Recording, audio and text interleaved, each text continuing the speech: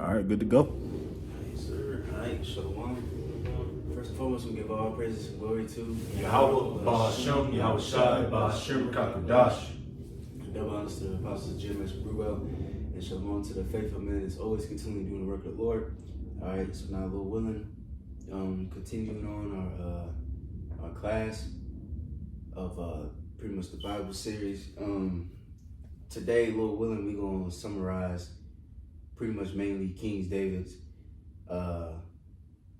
pretty much all his battles and, him getting, expanding the land. Because real quick, I'm going to send Jake this, I'm going to do some more,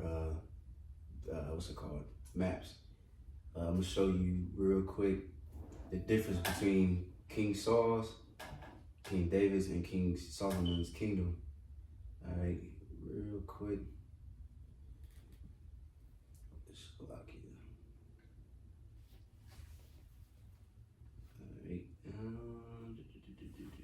I sent it just now. Because if you look at King Saul's kingdom, it was very small compared to King David's, and he was, obviously taking out a lot of these different nations that were surrounding us, which Lord willing, we'll go into detail in a minute.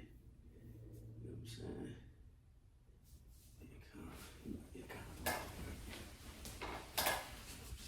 saying? See, you got the yellow in the middle, that's King Saul's. Then green is King David's kingdom. And then that top where it says Hamath, that's where King Solomon, he expanded all the way to the Euphrates, all the way down to the Red Sea. You know what I'm saying?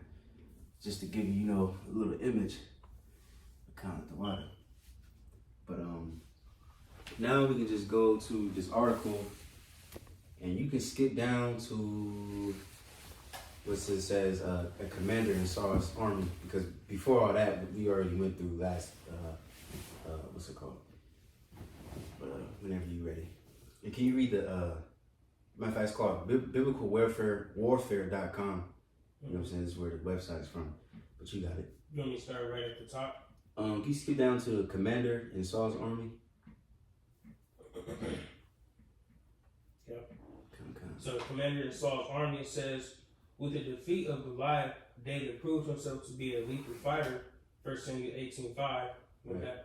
Yeah, can somebody get that real quick? Because we read a little bit of that last week, but it goes a little further. Come on, I got it. Yo, 1 Samuel 18:5. Mm-hmm. So 1 Samuel 18, verse 5, it says, and David went out whithersoever Saul sent him, and behaved himself wisely. Mm-hmm. And Saul set him over the men of war, and he was accepted in the sight of all the people, and also in the sight of Saul's servants. Mm-hmm. Let me see. You keep going.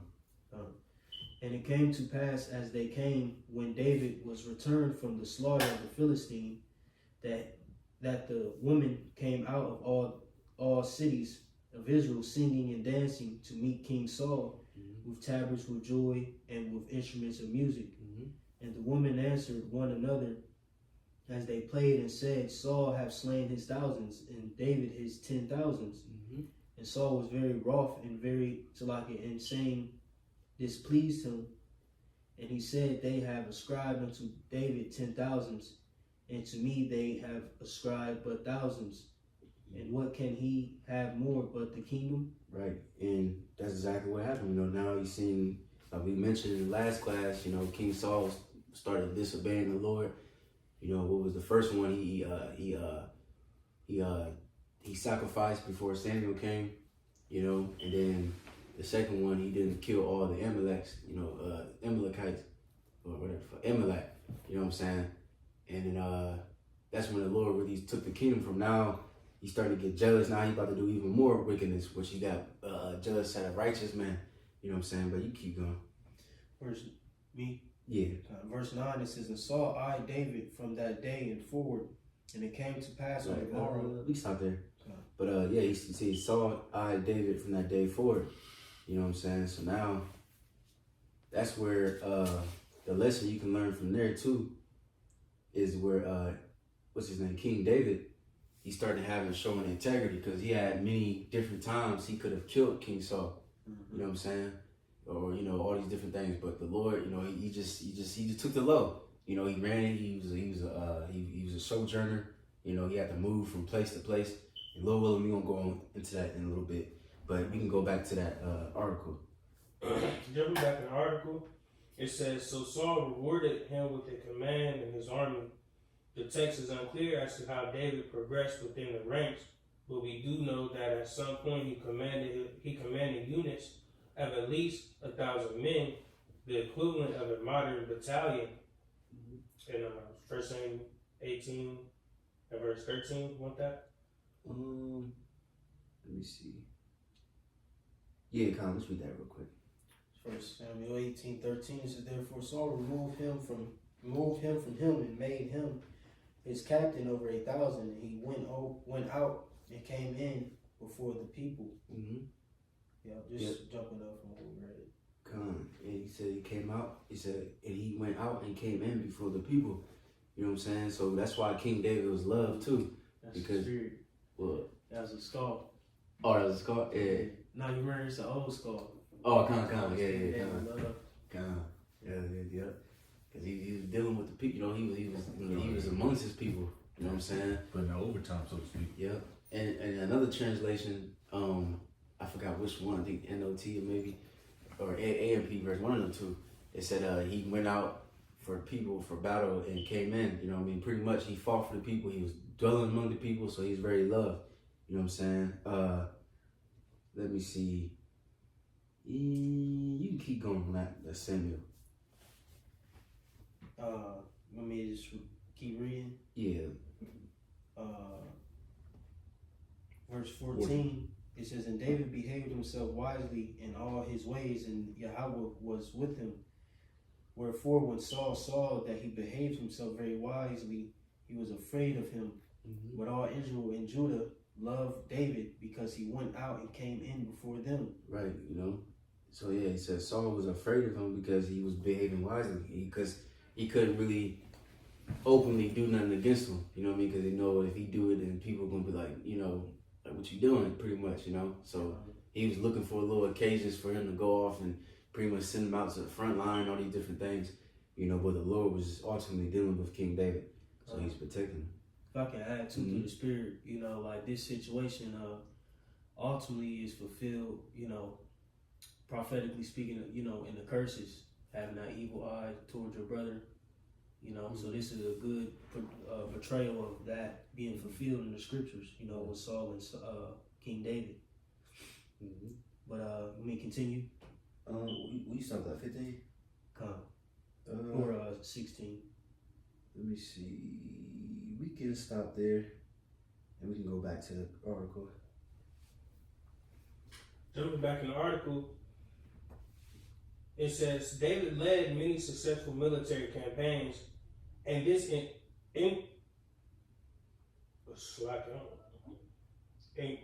ingratiated him to the people and to Saul's servants, which included other military leaders. But not everyone grew to love David. This successful, charismatic figure incited the ire of Saul. Yet, despite the clear animosity that Saul had towards David, David managed to maintain his integrity and his professionalism.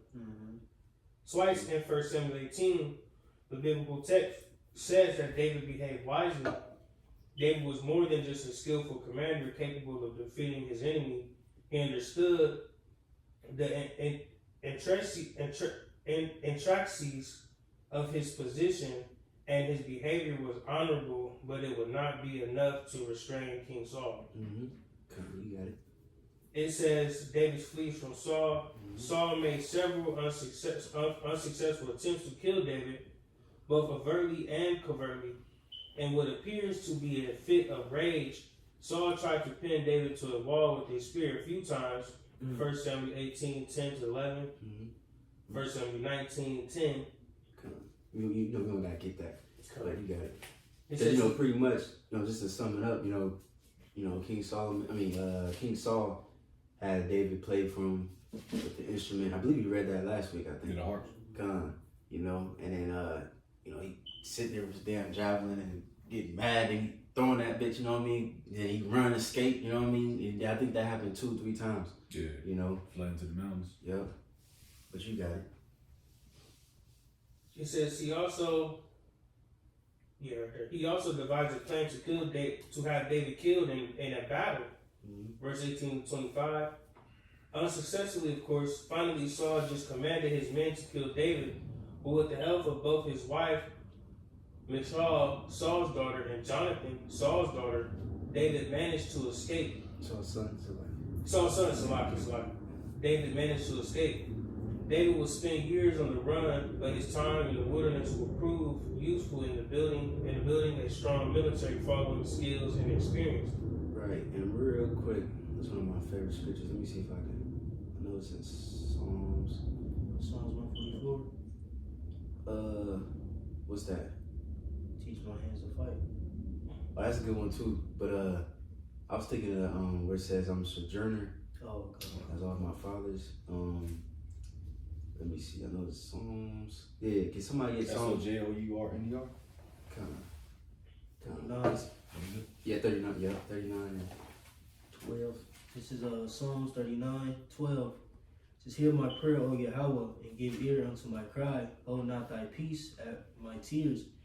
For I am a stranger with thee, and a sojourner, as all my fathers were. Right, and two, real quick, you know, you gotta notice a lot of these different songs were written where King David was running from Saul and, you know, different things that he was going through. You know what I'm saying? I don't know this one specifically, but, you know, but yeah, he said, I was a sojourner as all of my fathers were. You know, a lot of our forefathers, like we already went to the class with Genesis with, what's his name? Father Abraham, Isaac and Jacob, you know, King David, the Maccabees, sons, you know, yeah, so on and so forth. Yahweh Shai himself, Joseph. He had to flee to Egypt and things like that. Yeah, Joseph, you know. So all of our forefathers, we were sojourners, and some of us had to live in the wilderness and so on and so forth. So, Lord willing, you know, it might happen again. Oh, 70 AD. Yeah, Yeah, 70 AD. Yep. But we can go back to that article. David's experience in the wilderness. David's time on the run was difficult but greatly beneficial to the future king in 3 ways. 1, he developed a band of loyal men who would support him throughout his reign. 2, he gained first-hand knowledge of the terrain, learning how to use it to his advantage in military operations. Oh, if I can add, That's fire. because you gotta think the situation when Saul was pursuing him, and they went to the cave. Yeah. And he, you know, he hid himself in a cave. Yeah. And I think he had a few men with him. Yeah, some men with him, yeah. And he sliced the skirt of his garment Yeah. without him even knowing. You know what I'm saying? Yeah. So they say he was skillful. He knew the terrain, etc. Exactly. Beautiful. That's a spirit too. It's gonna mention that cave. We're gonna go into it a little bit. But you got it. But verse 3, he became intimately aware of guerrilla warfare tactics, how to use them and defend against them. So like, all right, my fault. You got it. Building a strong foundation for a loyal military. Initially, David fled to the cave of Adullam, 1 Samuel 22:1. Can somebody get that? Yeah, I'll get that. This is 1 Samuel chapter 22 at the top. And King David therefore departed thence and escaped to the cave Adullam. And when his brethren and all his father's house heard it, they went down thither to him. Right, and you know, it's cool too. Like if you know going through the scriptures, you know, it's good. Like, you know, we're gonna show a couple maps, but also look up videos, stuff like that. There's a video I looked up, you know, of the cave Adullam, and it shows. I don't know if that cave specifically was the one they thought King David was actually in, but they showed different caves and stuff like that, and then it shows you like it's kind of like small, like the entrance is small, but it's huge in the inside, and you know it fits because I believe like 300 men, then it went to like 600 men that he was with, you know what I'm saying, and it just shows you how they was living, and if you go to the top of the cave, you can look out and you can pretty much see everything. You know what I mean? So that's good for like if you see an army coming towards you, you got plenty of time to be like, hey, you know, your watchman can be like, hey, they coming, and you can move, you know, accordingly. You know what I'm saying? Then he yelled to him. Oh yeah.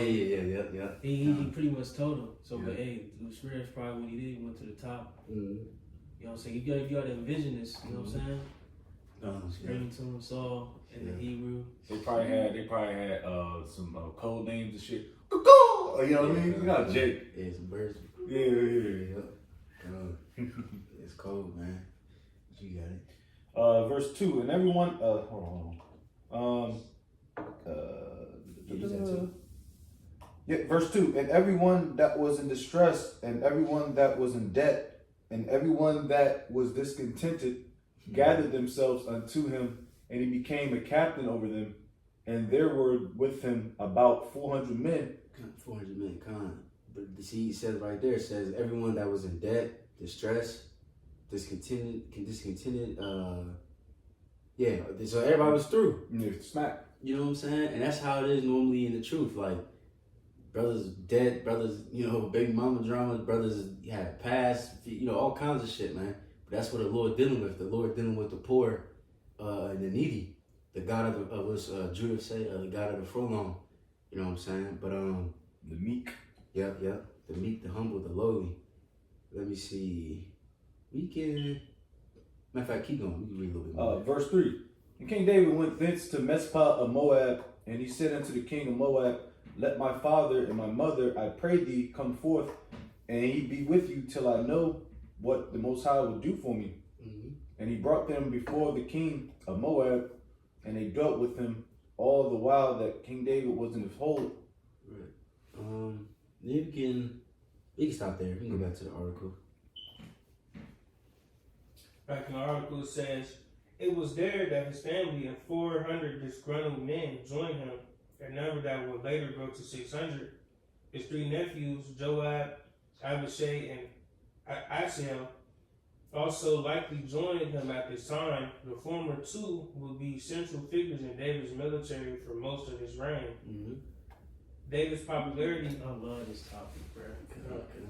This is real history, you know. This is real. This is our history. Mm-hmm. You know what I'm saying? Yeah, we was in slavery and all that shit. You know what I'm saying? But this is the might that you so-called blacks, Latinos, and Native Americans come from, man. You know, because niggas think their history Start with slavery. Yeah. Or you know, some niggas try to mention Mansa Musa and Moors. You know what I'm saying? Egyptians and shit. Yeah. Nah, this is our history right here. You know. Yeah, and it's crazy too, because like if you talk to these different heathen and shit, you know what I'm saying? They look at you like, because I remember I was talking to one, and I was talking about like when I said, because I was just going into how every nation ruled, and I mentioned, you know, so-called black people, and they looked at me like, when y'all ever ruled? You know what I'm saying? Like people think that we're just some monkeys, right? Yeah, this shit crazy, bro. Damn, bro. And Esau, the Lord, he did a good job of, you know, keeping us hidden. But now the Lord finally gave us his knowledge and wisdom and understanding back. Now we understand that King David was a so-called black man. And on down, then, of course, you have a shot. You know what I'm saying? It's beautiful history, man. But y'all got it. Back in it says David's popularity while serving in Saul's army was likely to pull the pull factor that led these men to align themselves with David. The push factor was clearly their difficult circumstance, debt, distress, etc. But what would cause these men to remain with David in the harshness of the Judean wilderness and share in his troubles for so many years? Times were indeed difficult, and David gives us a glimpse of the condition they endured in Psalm 63. Can you read that real quick? You want to read it right here, this ESV? Yeah. You want me to get it in KJV? Yeah, that's cool. Okay, real quick. Psalm of David. This is Psalm 63, 1 ESV. It says, a Psalm of David when he was in the wilderness of Judah. O God, you are my power. Earnestly I seek you. My soul thirsts for you. My flesh faints for you, as in a dry and weary land where there is no water. Right. You know what I'm saying? Like I said, like some of these Psalms were when he was going through what he was going through with King Saul. And I believe, real quick, let me see. I know it's like in 50 something. Here's another one real quick. I ain't gonna read all of it, but Psalms 57:1 to the chief musician Alatrich, Miktam of David, when he fled from Saul in the cave. And it goes into the actual psalm. It says, "Be merciful unto me, O God, be merciful unto me, for my soul trusteth in thee. Yea, in the shadow of thy wings will I make my refuge until these calamities be overpassed." So this is the mindset of King David. He's going through this shit with King Saul. This is the king. This is his father-in-law. He's the Lord's anointed. It's like he's in a predicament because he can't just kill him, because he understands like, hey, this is the Lord's anointed. So I gotta just lay low and just keep moving. And that prophecy happened. Yep, and just let the Lord, because he said that multiple times when he met with King Saul and almost killed him and things like that. He said what? He said, let the Lord be a judge between me and you. You know what I'm saying? I ain't gonna put my hand on you. I'm gonna let the Lord handle you. You know multiple times to do it. Yeah. Oh, man, your ops is out there lacking, you know what I mean? Yeah. Damn. You know, but we can go back to the article. It says, the Judean wilderness was inhospitable, and David and his men often suffered from thirst and hunger. His men's willingness to stay and suffer with David was influenced by the care and loyalty David showed them. 3 instances gives us a glimpse of his character as a leader of men. All right, real quick, can we get Hebrews 11 and a little bit down to, let's see, you start at 37.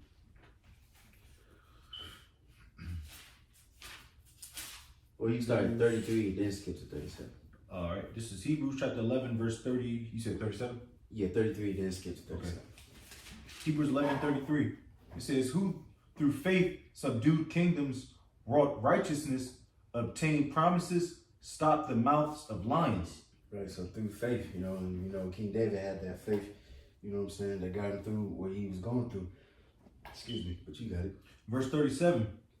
They were sawn asunder, were tempted, were slain with the sword.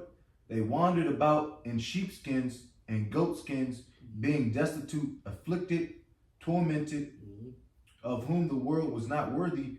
They wandered in deserts and in mountains and in dens and caves of the earth. Right, so you see what I'm saying? Yeah, so deserts, mountains, dens, caves of the rock. The earth's like it. Was it Obadiah? Same situation. He hit 100 prophets, I believe, in the cave, and it was dealing with that what's that evil woman? Jezebel. They were trying to kill the prophets. There's many other different examples. You know what I mean? This is the life of a man of the Lord. Because ultimately this world ain't ours. The wicked, they're gonna reign, they're gonna do what they do for a minute. But the righteous people gonna suffer. And those men that was with King David, they was loyal to him, and they suffered alongside with him. You know what I'm saying? But you got it. You go back to the article.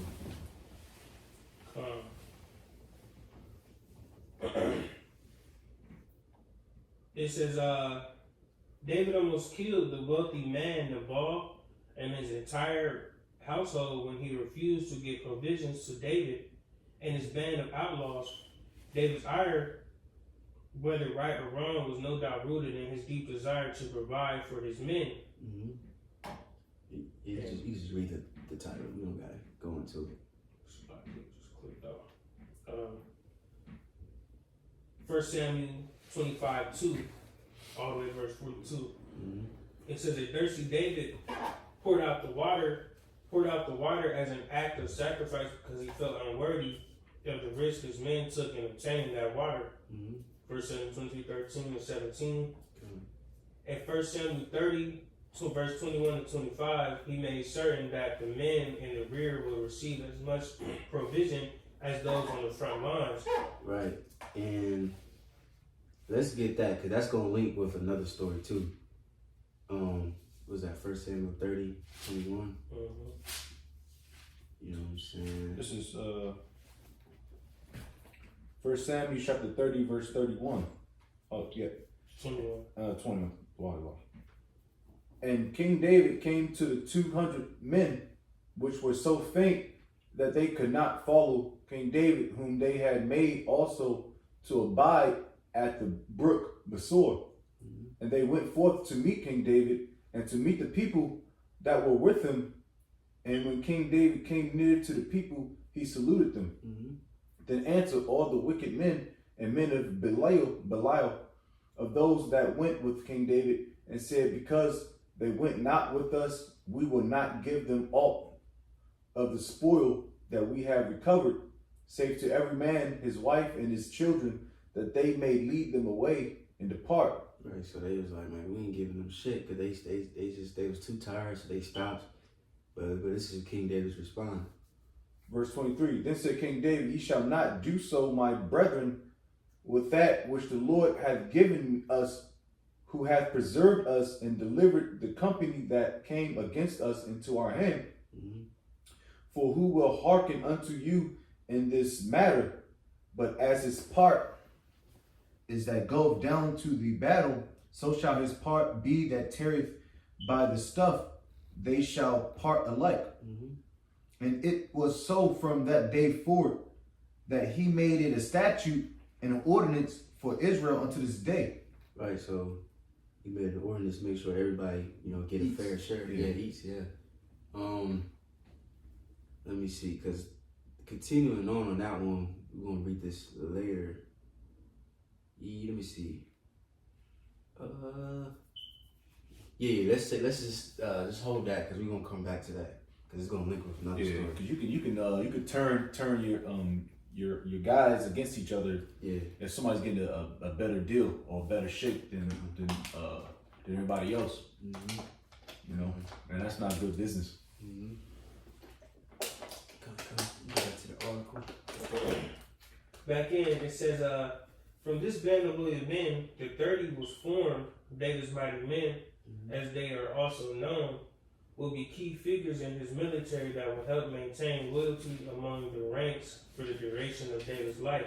And we're willing, we might touch on, I know it goes into the acts that they did. We might touch on that too a little bit later. But Lord willing, you can keep going. It says David develops unconventional tactics, guerrilla warfare. It says David's struggle in the wilderness would allow him and his men to gain useful and unconventional experience in military warfare. Prior to the wilderness, David's military knowledge was limited to his role in an organized national army. However, the wilderness will push him to develop different tactics with limited resources and limited men. His operation will be more akin to guerrilla warfare. Right, and I was listening to this dude. He's a little Edomite dude. He like volunteers. Like he used to be the Marines. I guess he got fucked up or something like that. And then he started volunteering for like the Syrians or somewhere over there. And then he volunteered for like Ukrainians and all that. He went to like 3 different wars. But and he was like one war, I forgot where he was at, but he was like living in caves and shit. And they was doing things, whatever. And he was saying pretty much what I learned from that is learn how to pretty much survive off for pretty much damn near nothing. You know what I mean? Even when he came back, he said I saved a lot of money and stuff like that. And that's just how Jake was doing in that time too. They didn't have that much food and much water, so you just have to learn how to survive. That's why this is a very manly thing. Women couldn't do that. You know what I mean? That's why it's best I'm put my father and my mother back into the land of Moab so we can focus and we could be cool. You know what I mean? The men, we're gonna suffer, but Lord willing, the Lord gonna provide us food and drink, which the Lord did. You know what I'm saying? But kind of, you got it. And just to add, if you don't mind, just going into guerrilla warfare.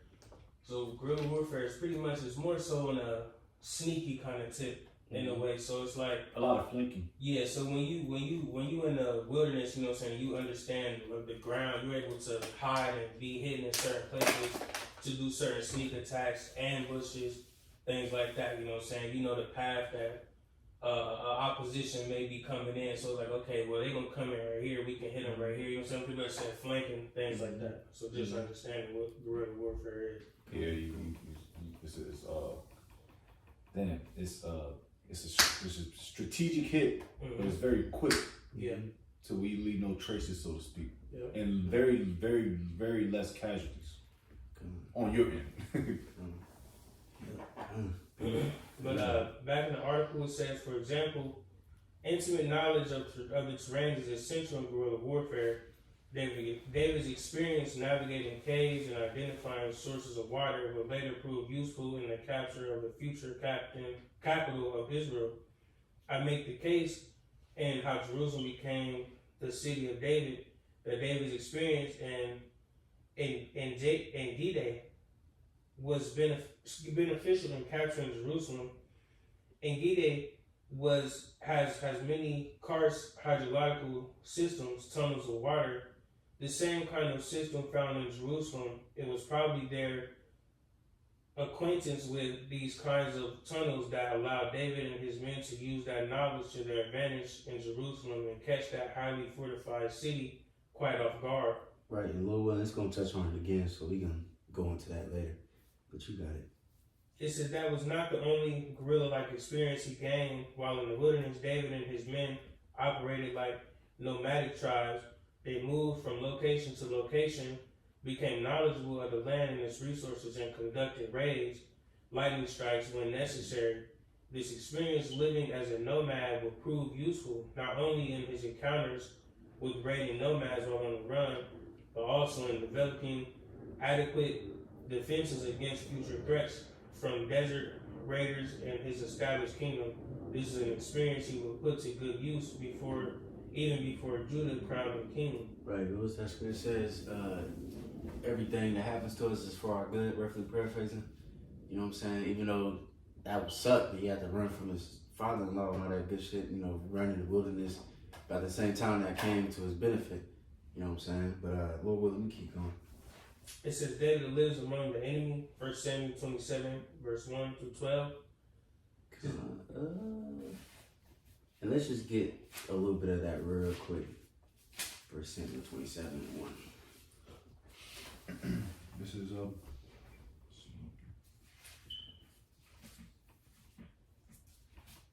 slow. This is 1 Samuel. You said 27? Yeah, 27 and 1. This is 1 Samuel chapter 27, verse 1. And King David said in his heart, I shall now perish one day by the hand of Saul. There is nothing better for me than that I should speedily escape into the land of the Philistines, and Saul shall despair of me to seek me any more in any coast of Israel. So shall I escape out of his hand. Mm-hmm. And King David arose, and he passed over with the 600 men that were with him unto Achish, the son of Maoch, king of Gath.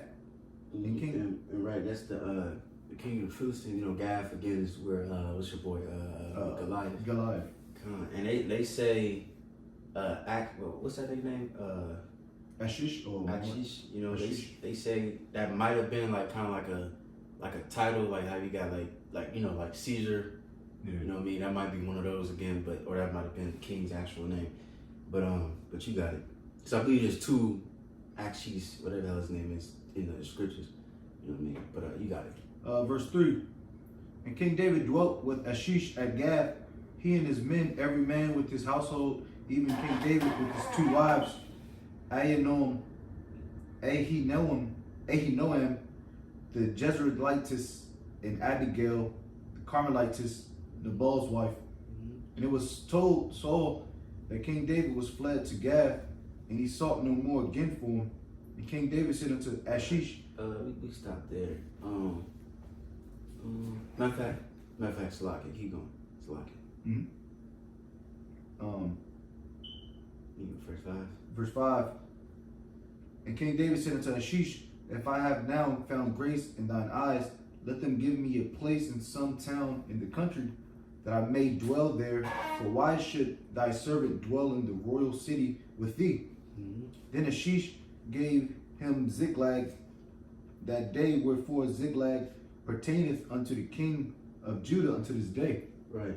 And okay, now we go back to the article. So now we can see what was going on. Why, you know, we was in that land. You got it. Back then, it said David wearied from the wilderness and the cat and mouse game. So like it was Saul fled to Gath, a Philistine city, under the protection of the kings of Ish. Although not explicitly stated in the text, one can surmise that David offered his services and those of his men in exchange for protection. Theologians may question David's move from a moral standpoint, but from a military and strategic one, it was brilliant. David at Ziklag, David wisely perceived that it would be disadvantageous to remain Disadvantageous. disadvantageous. Never seen that word before. To remain at Gath. From the viewpoint of the Philistines who served Achish, David was a capable leader of dangerous men who came from enemy territory. Come on, real quick. I sent that picture. You mind showing that real quick just to show you where Ziklag is at? You know, just to get the image in the head, you know.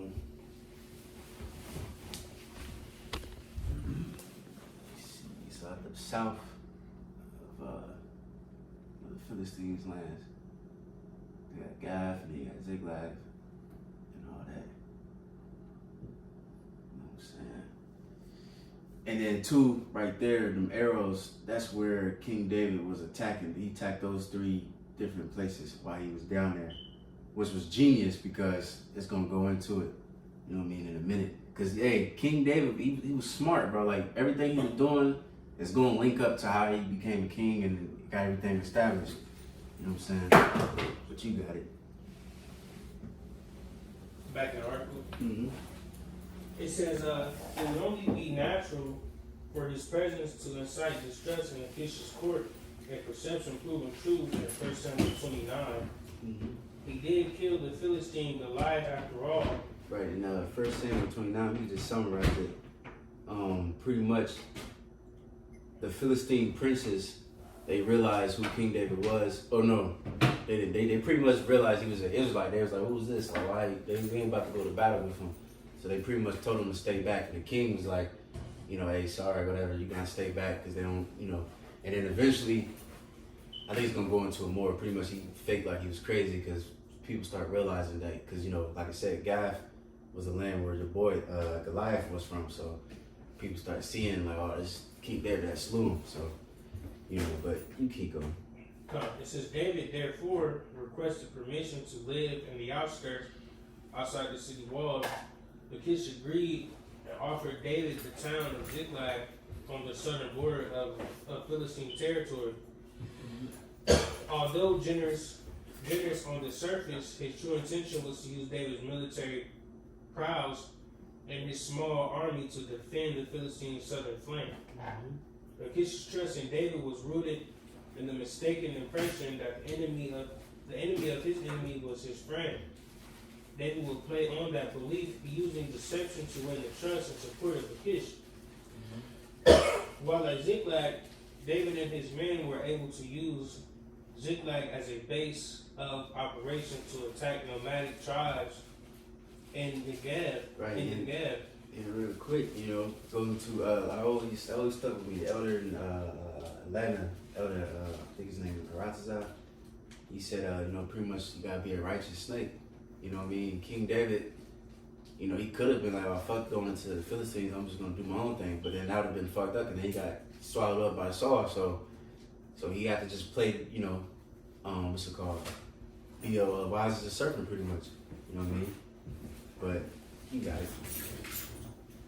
It says at the end of each raid, David will return to Achish, presumably with the spoils of his campaigns. However, he led Achish to believe that he was raiding areas within Judah.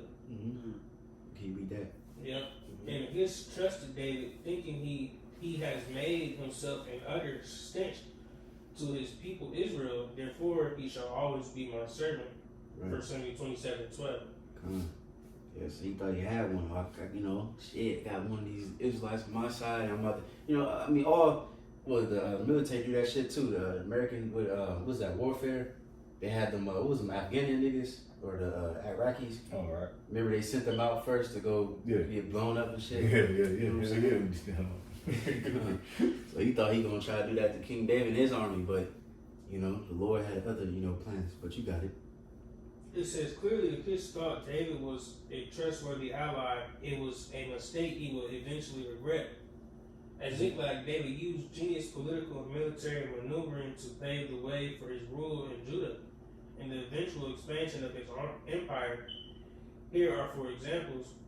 By winning Achish's trust, David would be able to take over the crown of Judah with little opposition from the Philistine king. Once on the throne, Achish considered David as a vassal king and had little reason to object to the move. Mm-hmm. By raiding and destroying key nomadic tribes of the Negev, David greatly weakened the southern threat to Judah. Right, which that map we already showed, because he attacked the Gerzeyites, the Jerzerites, and the Amalek. You know what I'm saying? And that's south of Judah. So now he took out those enemies. So now Judah don't got to worry about that. You know, but you got it. It says David shared the spoils of the Amalekite raid with key towns and elders in Judah. Right, and now we can go back to that. What was that? 1 Samuel 27, I believe. The last couple verses. Yep. 1 Samuel 27, and we'll start at 10. And Achish said, "Whither have ye made a road today?" And King David said, "Against the south of Judah, and against the south of the Jerahmeelites, and against the south of the Kenites." Hey, Salakia. Is this one? My fault. I think it's somewhere else. Salakia gave me a check. Morning. Hold up.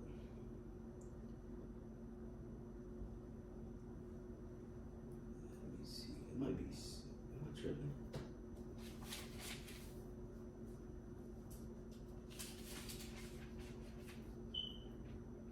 It might have mentioned it in.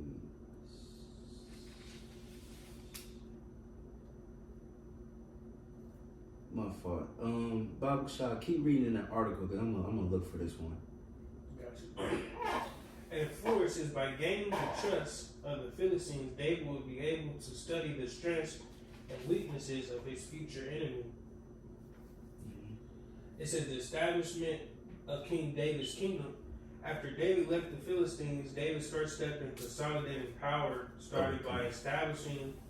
It's like I found it. It's 1 Samuel 30. Oh, about destroying the Amalekites. Right here. What we got? You got it. Where do you want to start at? Let me see. 'Cause I know we read 22. Let me see. You can start at 26. This is 1 Samuel 30 and 26. It reads, "And when David came to Ziklag, he sent of the spoil unto the elders of Judah, even to his friends, saying, Behold, a present for you of the spoil of the enemies of Yahweh." Beautiful move.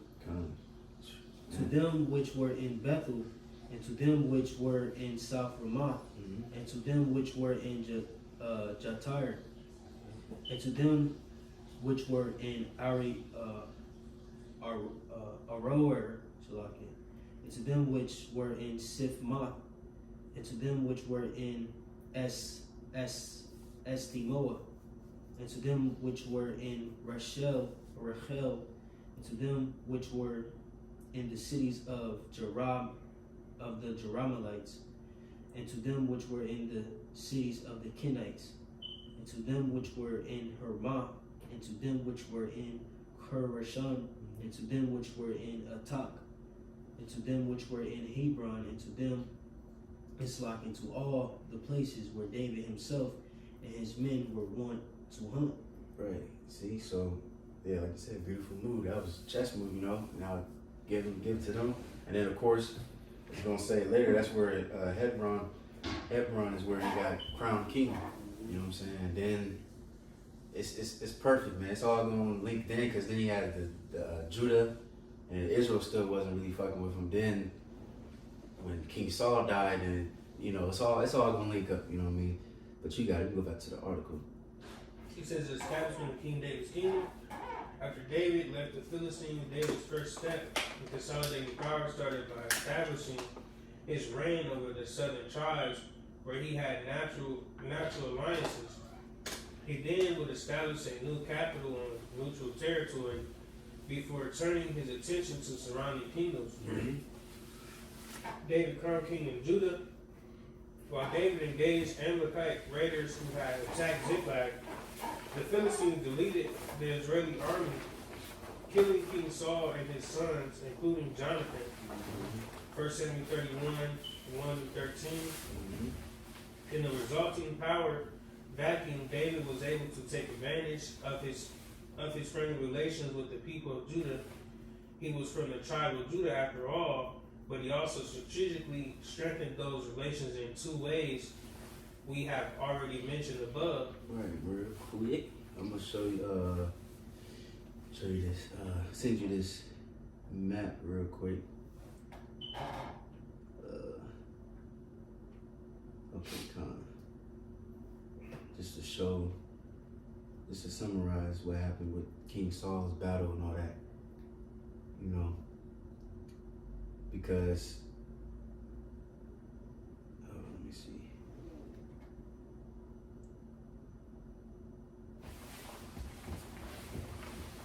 Yeah, there you go. Can you mind Bible shot reading those 1, 2? Mhm. All right, so Too small. now I got it. So we got the map. So number 1 down at the bottom, we had the Philistines mustered their forces at Aphek and advanced to Shunem. All right.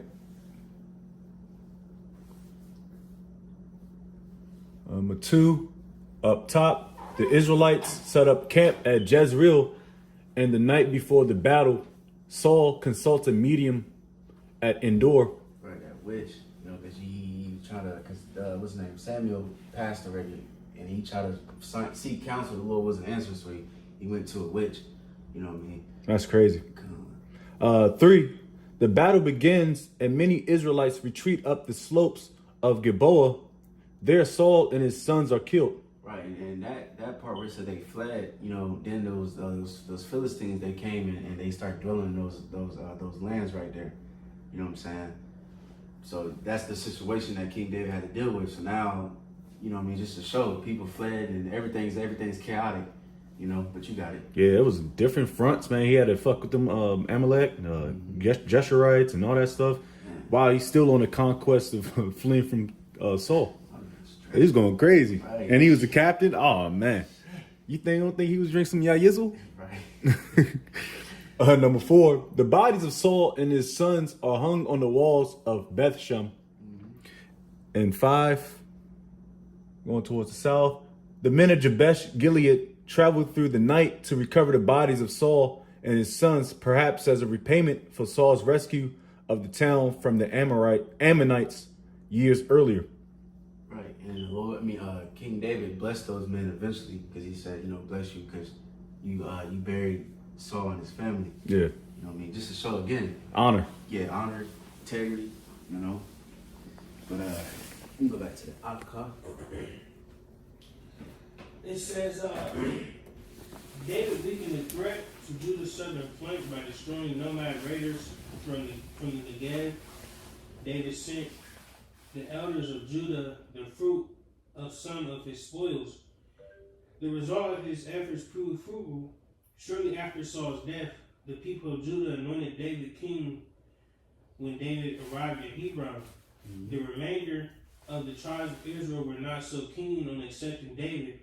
The commander of King Saul's army, Abner, quickly placed Saul's son Ishbosheth on the throne.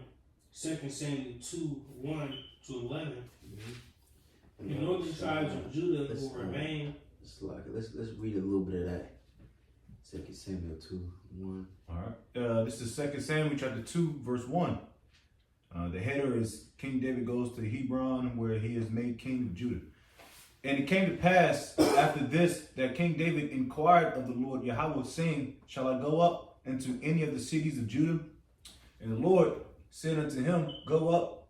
And King David said, whither shall I go up? And he said unto Hebron. So King David went up thither, and his 2 wives, also Ahinoam the Jezreelitess, and Abigail, Nabal's wife, the Carmelite. And his men that were with him did King David bring up, every man with his household, and they dwelt in the cities of Hebron.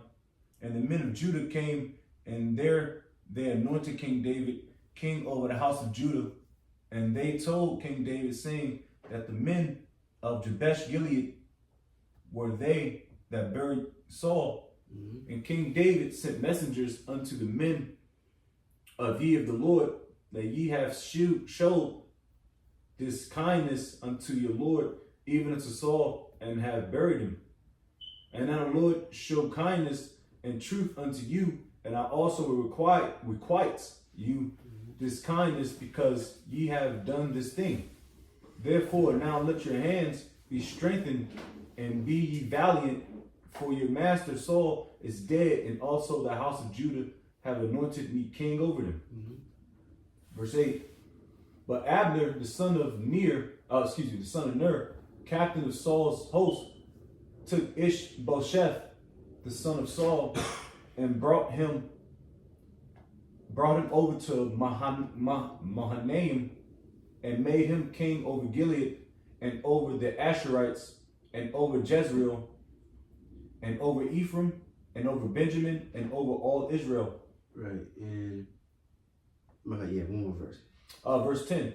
Ishbosheth, Saul's son, was 40 years old when he began to reign over Israel, and reigned 2 years, but the house of Judah followed King David. Right, so Israel's still split as of yet, but Lord willing, he about to unify in a minute. But yeah, you see that a lot too in the scriptures, or a few times where, like even with King David, when he was about to pass, what was it? Because King Solomon is supposed to be next, which he was, but one of his brothers, I forgot, he hurried up and became king. Yeah, he tried to get up in there. Yeah, but it wasn't him. Right.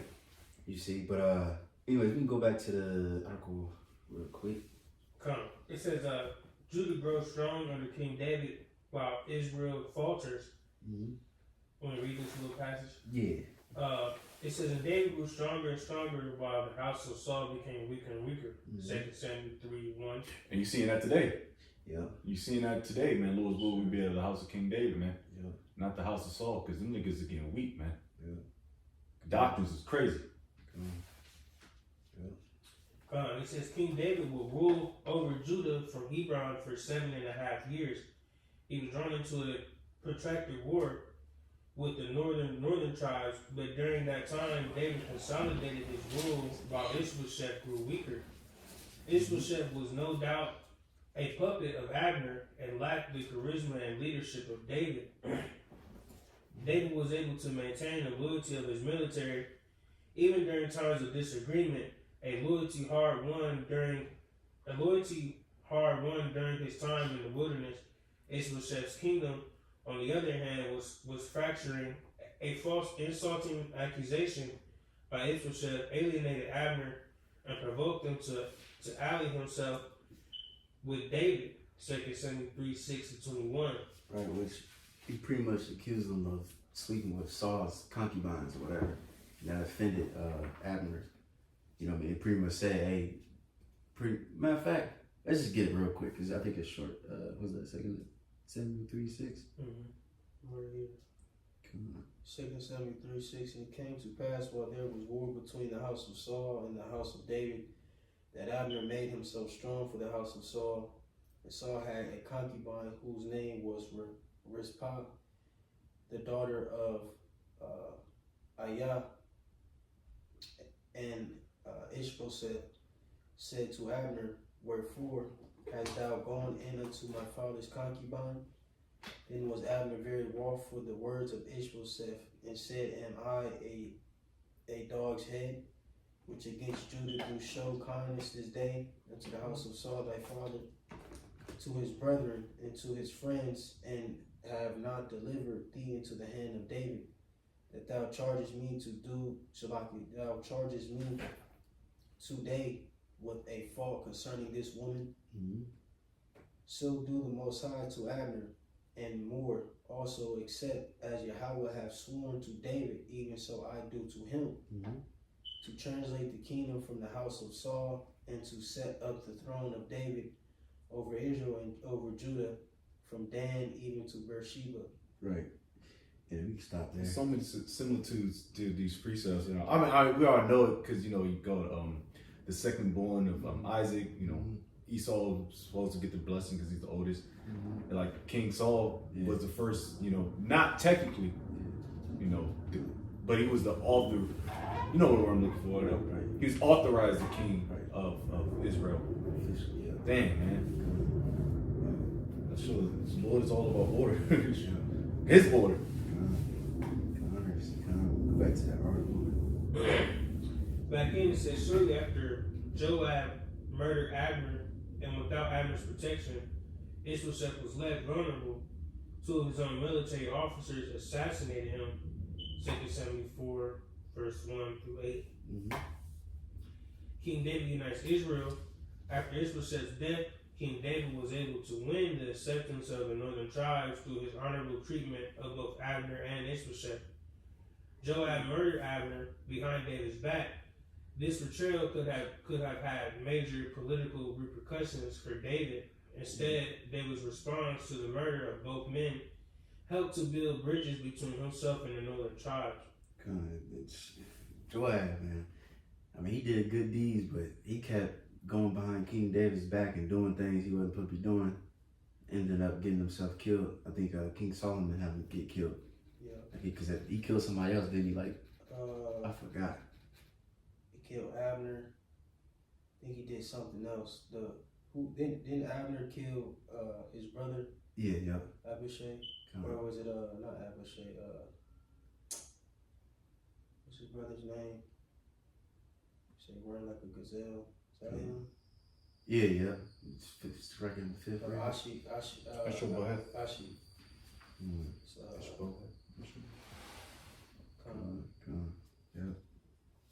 Yeah, I think Solomon was Benaniah kill him, I think, if I'm not mistaken.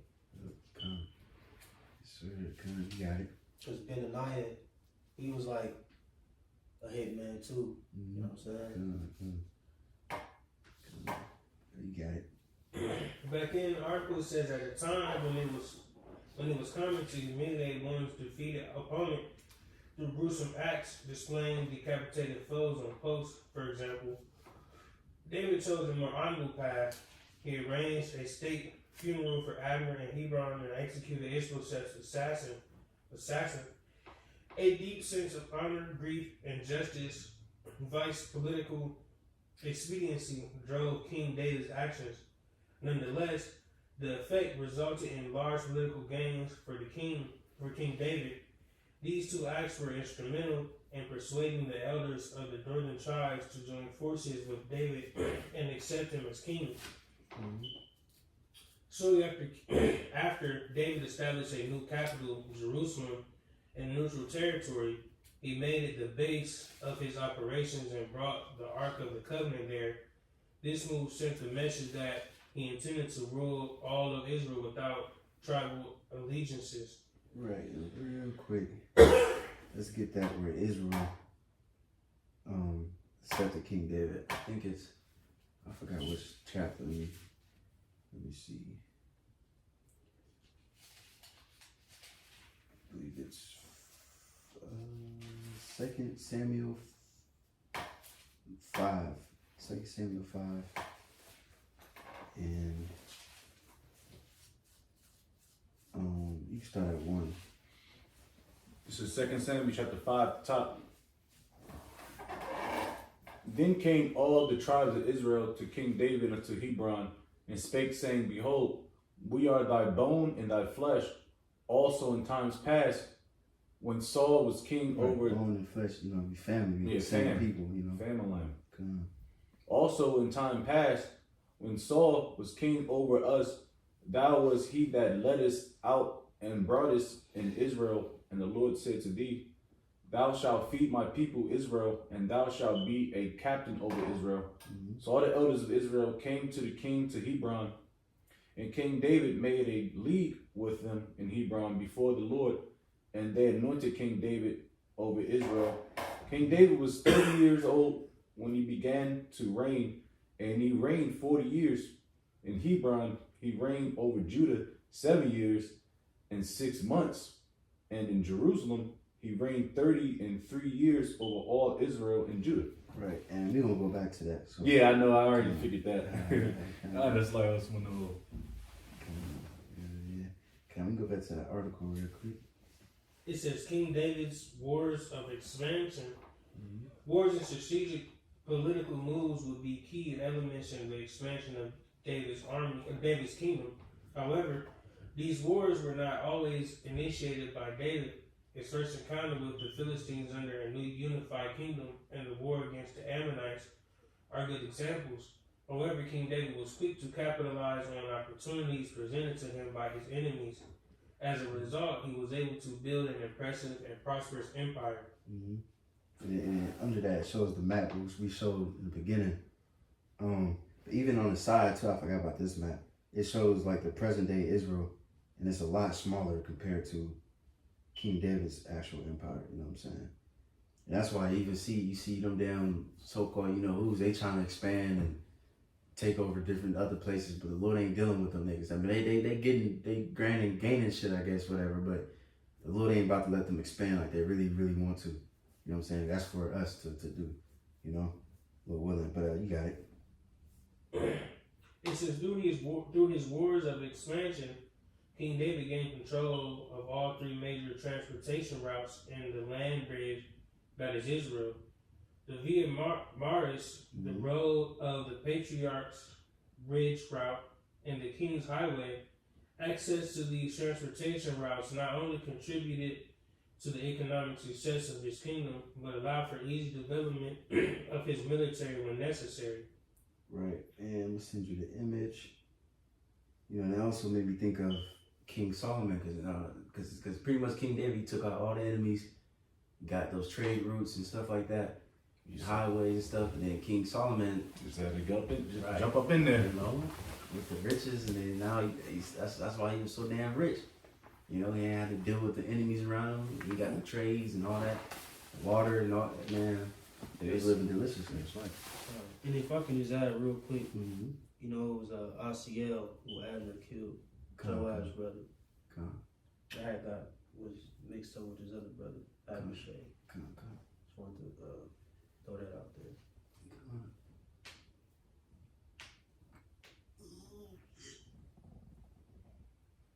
You send me something? Yeah, I sent you that map. Come on, slow.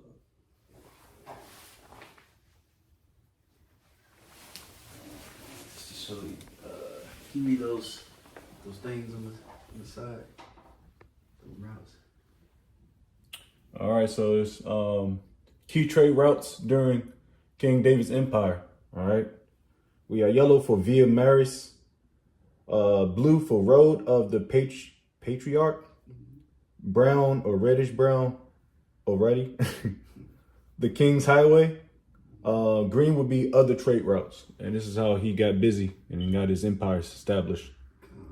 Yeah, look at that, man. Commerce, that shit. Yeah, commerce is crazy, especially during those times when they weren't, the highways weren't, they didn't have fucking Dodge Magnums and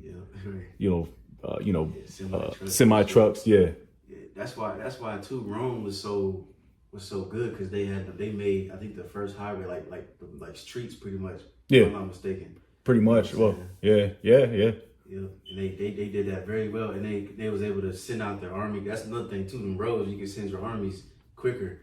You know what I'm saying? That's what the highways was built for anyway. It wasn't built for commerce. It was built for military strategy. Mm-hmm. For the most part. Come. So get back to the joint. It says here's a summary of David's wars of expansion, subduing the Negev tribes. As we have seen, David subdued the tribes of the Negev while he lived under Philistine protection. However, the result of these campaigns was instrumental in his ascension to king of Judah. The conquest of Jerusalem, this was his first military engagement after being crowned king under a unified kingdom.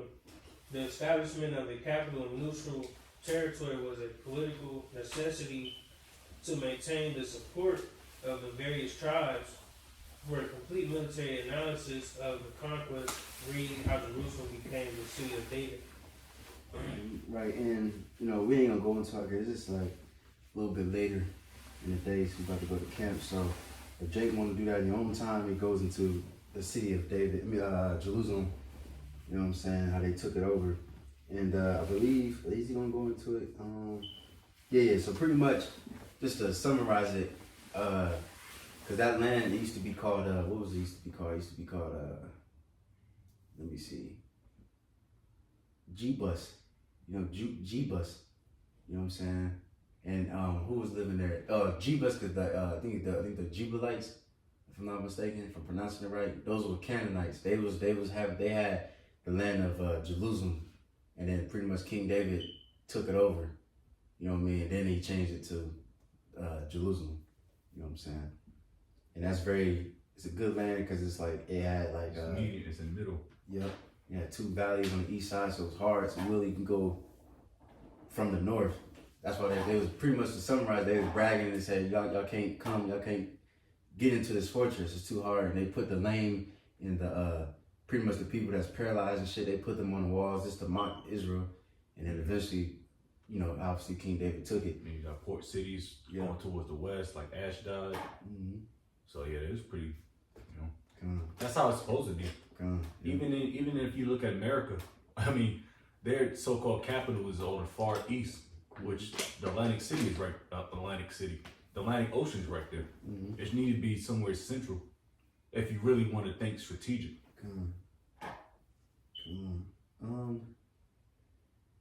Let me see. We might have to,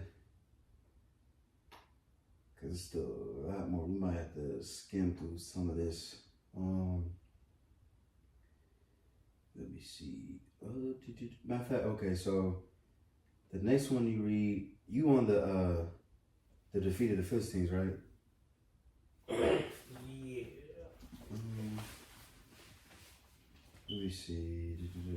Okay, just to summarize it, can you just read the headings, like the defeat, the war against Moab, and so on and so forth, instead of just reading all that? Because, yeah. The conquest of Jerusalem, the defeat of the Philistines, the war against Moab, the defeat of the Arameans, the defeat of the Ammonites, the war against Edom.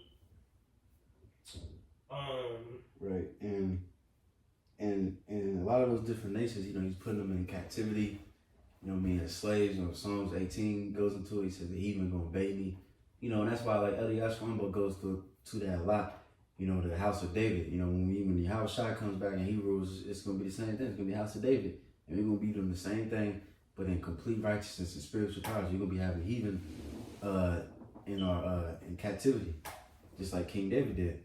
You know what I'm saying? But let me see. Can you read the next one? We might skip around a little bit. Just go ahead and read the next paragraph.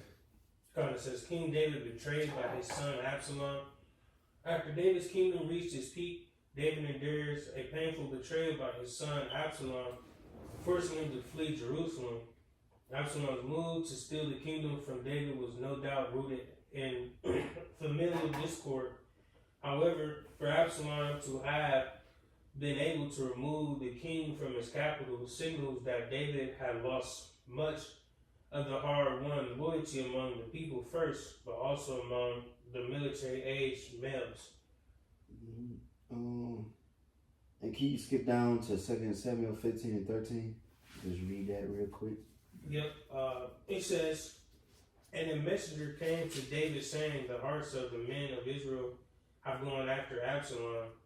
Then David said to all his servants who were with him at Jerusalem, arise and let us flee, or else there will be no escape for us from Absalom. Go quickly, lest he overtake us quickly and bring down ruin on us and strike the city with the edge of the sword. 2 Samuel 15, 13, 14. Come on. And then now can you skip down to King David defeats Absalom's forces? Yep. King David defeats Absalom's forces while fleeing Jerusalem. King David plants a double agent, Hushai, within Absalom's inner circle, Hushai was able to convince Absalom and some of his other advisors to not pursue David right away, but rather engage him at a later time. This gave David time to organize his forces, resupply his men, and draw Absalom's forces to his geographic area of choice. A strategic blunder for Absalom. Mm-hmm. Although David likely planned the operation against Absalom's forces, he did not take part in it. While it was common for David to fight with his men, in this instance his men convinced him to stay safely within the walls of Mahanaim, located east of the Jordan River. His men's concern was probably twofold: David's age and David's emotional connection to Absalom. Mm-hmm. Now, can you skip down so it says it's not surprising that David's regular forces? It is not surprising that David's regular forces would defeat the people of Israel, Absalom's militia. According to 2 Samuel 18:7, 20,000 men lost their lives that day in an encounter with David's men. Absalom got himself stuck in a tree by his hair. Joab took advantage of Absalom's vulnerable position and executed him. Real quick, how can you get stuck in a tree in your hair without, like, I mean, only hair can really do that, really, is like woolly hair. Yeah. You know what I'm saying? Like, not that coarse, straight shit. right, I can't see that shit getting stuck. But, I mean, yeah. Twigs and I mean, yeah, but I But don't know. not for this case. That shit be thin as hell. Yeah, You you know what I'm looking saying? at it. Unless it's like matted or some shit, like really, really matted. But, you got it. It says against the king's orders. Yeah, that's who he killed. He killed his son too, Joab. Yep. Kind of, you got it. Because King David told him not to hurt him. You know what I'm saying? But you got it. King David's mercy.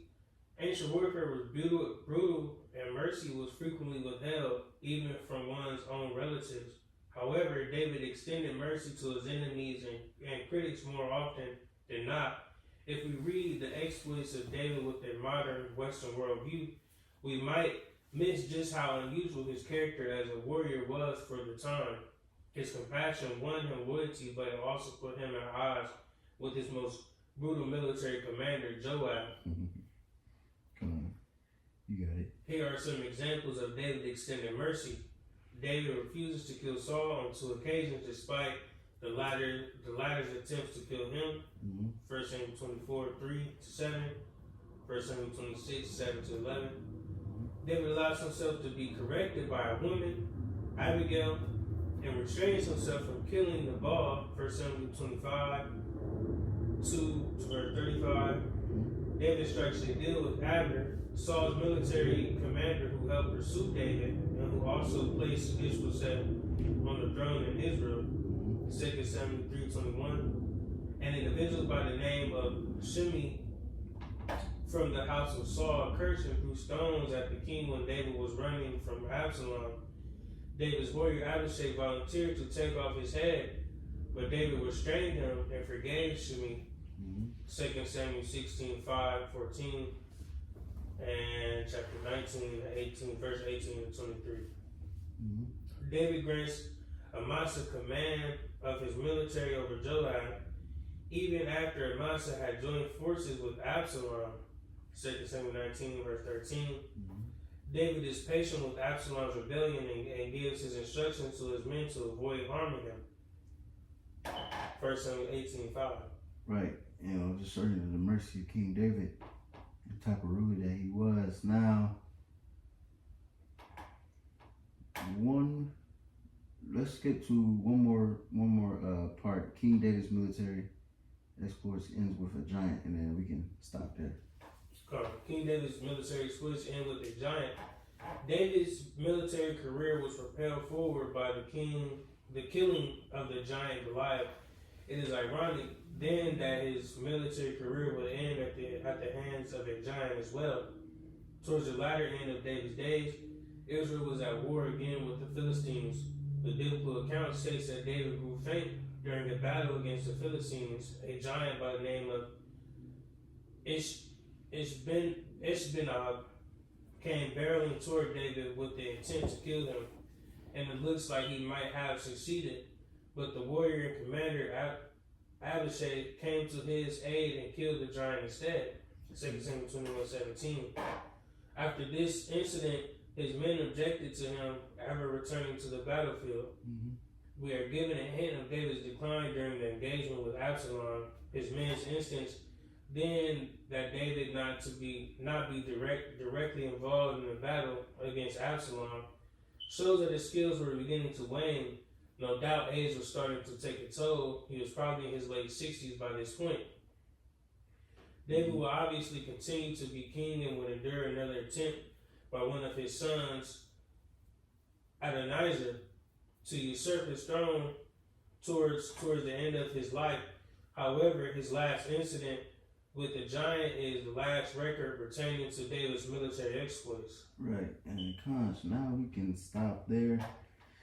And then Lord willing, you know, next when we go pretty much to King Solomon and things like that, you know, so on and so forth. But that's pretty much, that's pretty much include, you know, King David's rule. You know what I'm saying? And Lord willing, anybody got anything else before we close? Come. Alright, so Lord willing, hopefully you brothers is edified. Give our praise and glory to Yahweh, Bahashem, Yahushua, Bahashem, Kakadash. Divine to the apostles, GMS Col, and sworn to the faithful men, continue to work the Lord. We're going to say shalom. Shalom.